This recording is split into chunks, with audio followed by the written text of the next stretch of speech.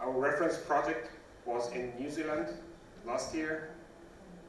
We have a world record for sea outfall, almost 1.9 kilometers. It was a wastewater outfall replacement to the existing line. It was in Auckland, in New Zealand, as I said, in a geology of sandstone and mudstone. We have a best daily performance up to 42.5 meters per day.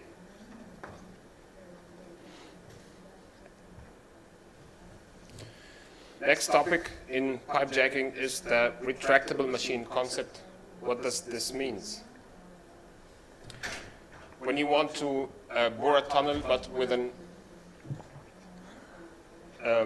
end point, I mean a dead end, so there is no breakthrough from the other side.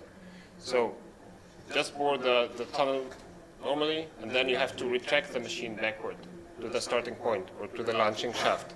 So this, we use the technology to minimize the lost parts or the parts that you will have to leave underground. So as we can see in the left picture here, this is the machine that will start boring, and then after you reach the end point of your tunnel, the dead point, so the machine will be withdrawn, but you have to leave this. You will leave only the outer case, the metal part, and maybe also this outer ring. And then the machine will be retracted from the launching shaft. Another technology is with this foldable part of the cutting wheel.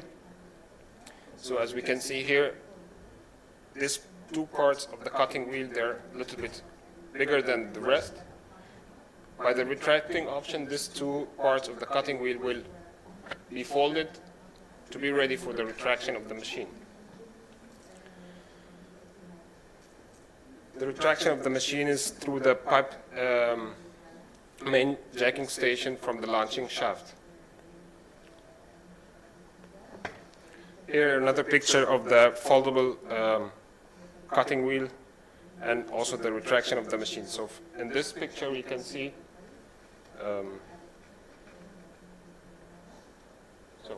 here in this picture we can see which part of the machine will be retracted and which part would be left underground. So it's only the main steel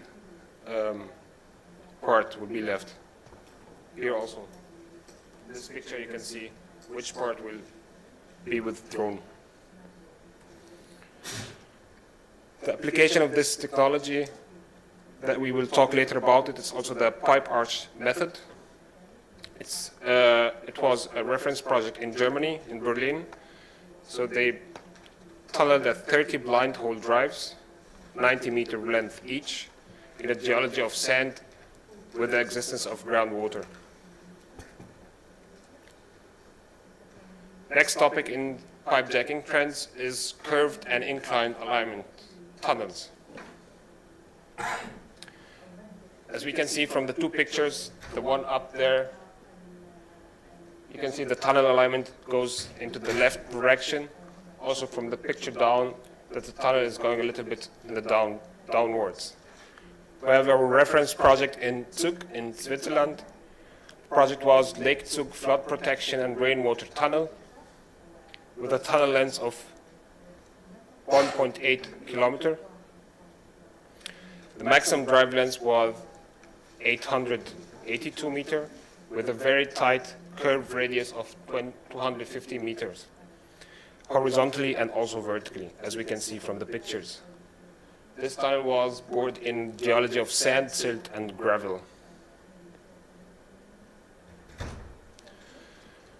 Next reference project was somehow near from here. It was in Mecca in Saudi Arabia, where we used our EPB machines with auto-diameter 3510 segment aligning machines. It was for the Mecca Haram seaward line. A tunnel length with 3 drives in total of 4.4 kilometers with radius of 80 meters. The geology of this ground was rock, weathered rock, and also soft soil. This project is really interesting for us at this time because our German engineers, as we might all know about this, were not allowed to go to Mecca, at the Haram area, where the Holy Kaaba is. So we came up with a solution for this. So we had a 24/7 service supervision from Germany connected to the machine. Our colleague Eduardo was sitting here in Germany, controlling the machine, which is working in Saudi Arabia in Mecca. So, but this is not only enough. We have also to train the people who are already there in Saudi, working with the machine, so when Eduardo says, okay, please change this and this, the people in Saudi understand what he meant by this.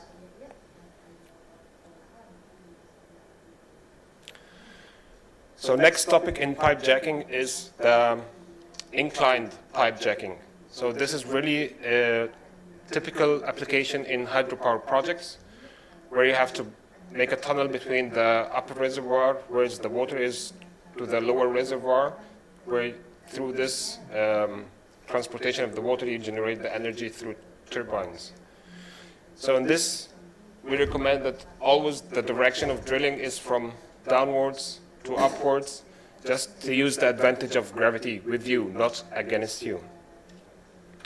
Our reference project is in Austria, in Zillertal, with a tunnel length of 863 meters, with a slope angle of 7 degrees, or 11.6%.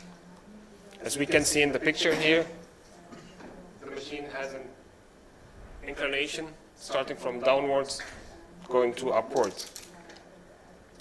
The tunnel was bored in a geology like rock, schist, and quartzite, up to 170 megapascal compressive strength. Next topic is pipe arch construction. As we can see from the picture, it's a very typical application for building train stations and so on, where you have only like a dead end.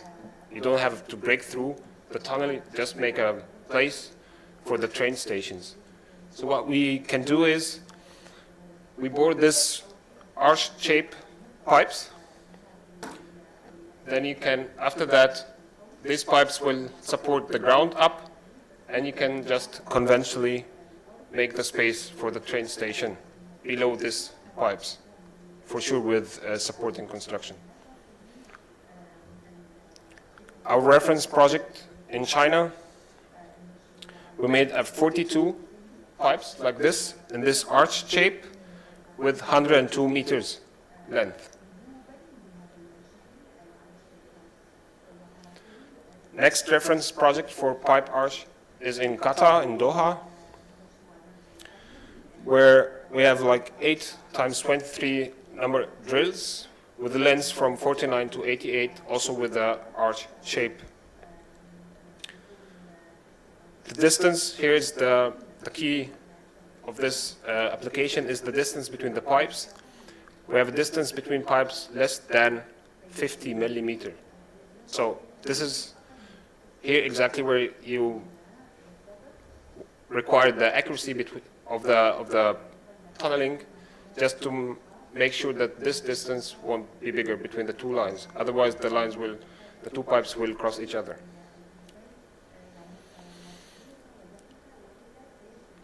So this is the picture of the project in Doha.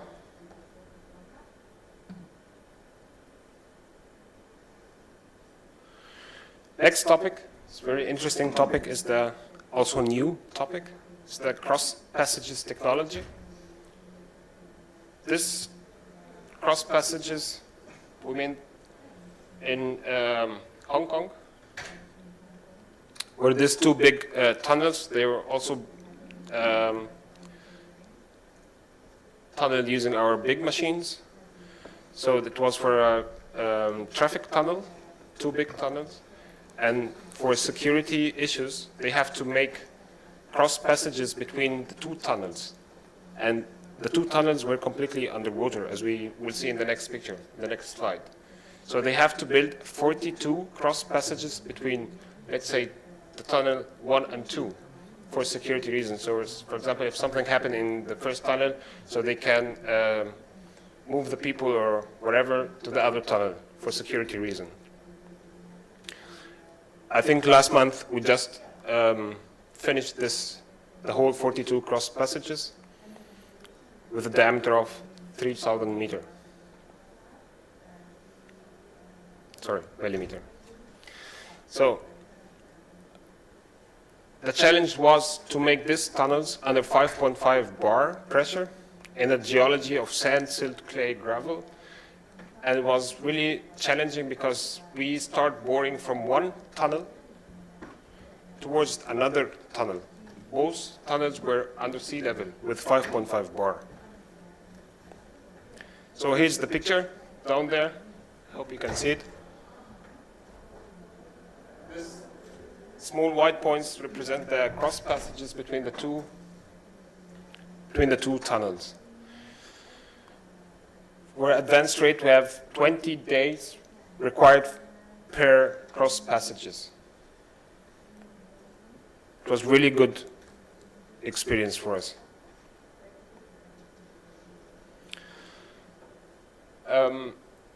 Last topic I want to talk about today is the shaft sinking machines.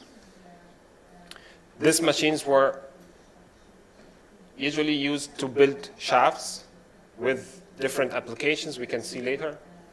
So you just bore or excavate vertically, and then removing the excavation material, and parallel of this, you just sink the segments of your shafts, which is held with wires.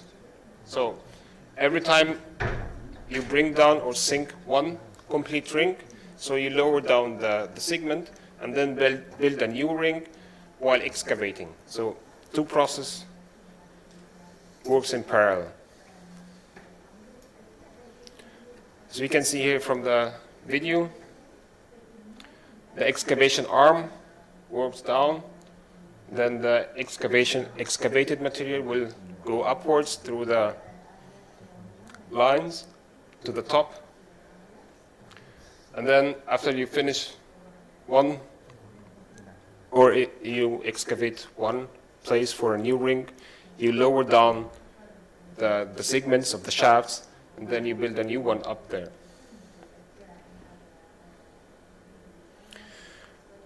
We have a big variety of diameters for such technology. The good thing about this machine is that it's not only excavating one fixed diameter, but it can be changeable diameters. So for example, if we take the VSM vertical sinking machines with 9-meter diameter, it can make shafts from 4.5 meter up to 9 meters. Or for example, the VSM 12,000, it can excavate shafts from 7 meters to 12 meters, and so on.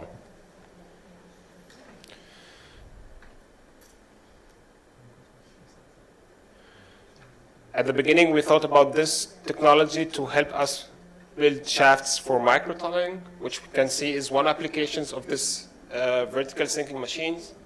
But then after that, we discovered more application for this technology. For example, in metro stations, emergency exit, and also ventilation, storage space where you can, whatever you want, store underground, and also sewage shafts, where you can connect more than line to the main drive, to the main line. And last is the U-Park, which is the new application.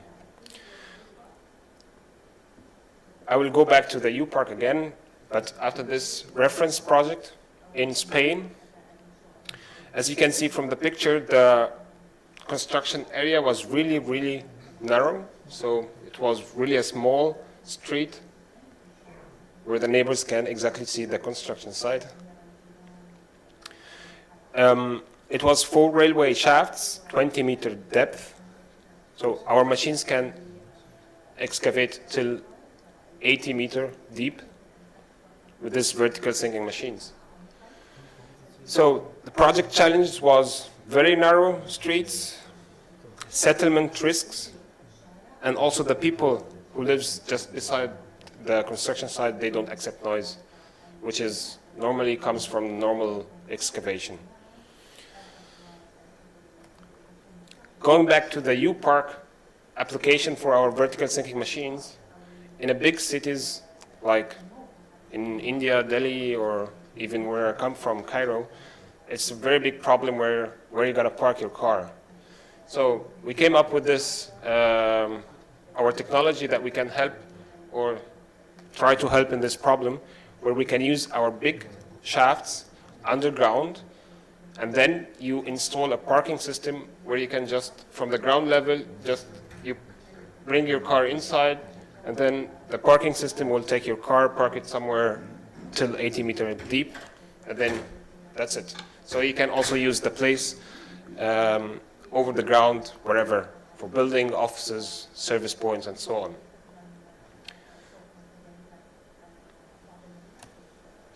Thank you for your attention, and I'm welcome for questions.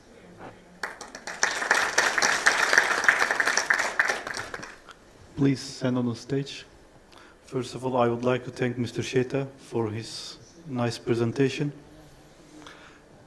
For any questions, we have 10 minutes, and we will take the questions just after each presenter. So if you have any, please raise your hand. Yes, please.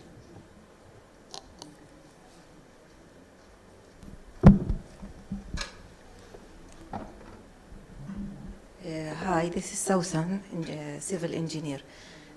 My question is about, can this drilling be as a curvature, can be done as curvature, and how much long can be done, and what scale of a project can you implement, and what is your customers also?